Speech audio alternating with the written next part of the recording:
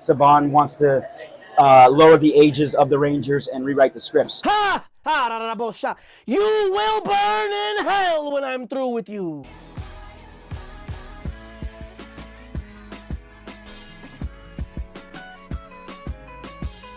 What's good, Digital Trap Squad? Y'all know what it is, man. Look, recently we had something that brought up some old feelings for me, some real hard times, transitioning from RPM that was the pinnacle to Samurai was heartbreaking. It was tough. It left me behooved. It left me flabbergasted. All the things that I can't spell. And recently, the actor who played Mike in Samurai, the Green Ranger, came out here and said some real interesting things, right? Basically, he let out an Illuminati secret, right? We gotta go back a little bit. That apparently, Samurai originally was supposed to have a tone for teenagers and young adults. But the Capri Suns and the peanut butter crackers won. And it wound up being for kids. That's tough. The letter of the day. It's the letter of the day. But the first giveaway to this being true for me was what I saw on IG a few weeks ago.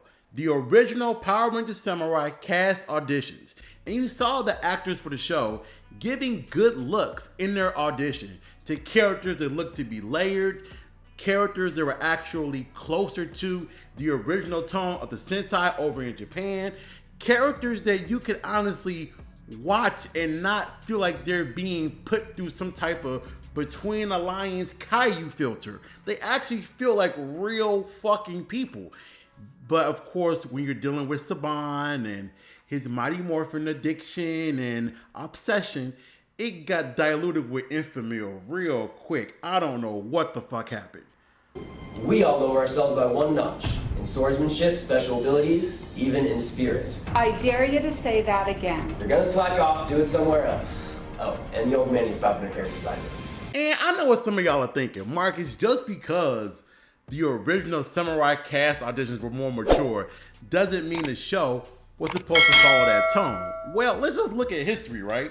You know that the Neo Saban era was following the actual Disney era that had the most layered and complex characters in the history of the franchise. So many of those people are characters you look at and be like, damn, I could imagine that in real life. Like, let's keep it a big buck. There's a little bit of racial tension between Sky and Jack in SPD. That kind of made it special, right? There were some real moments between so many characters.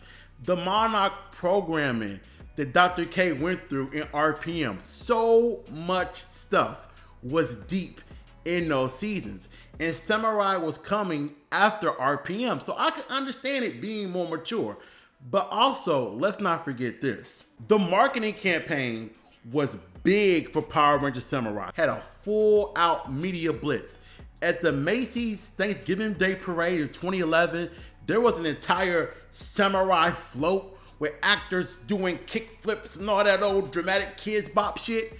You even had an original game that was put on the Wii. And this is back when the Wii was like the newest thing out that had everybody going crazy. They had a game on a console.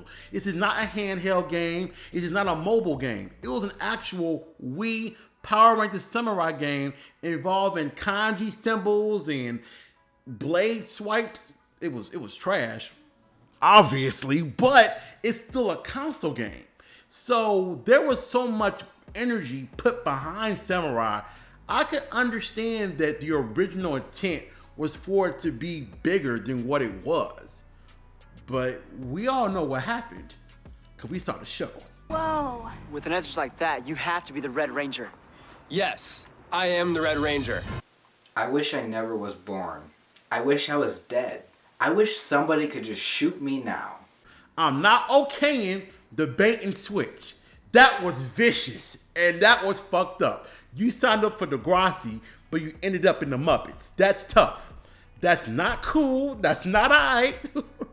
Nobody wants to be sold an ad for big busty Asians and you go there and it's a dude. Nobody wants that. That's the ultimate bait and switch.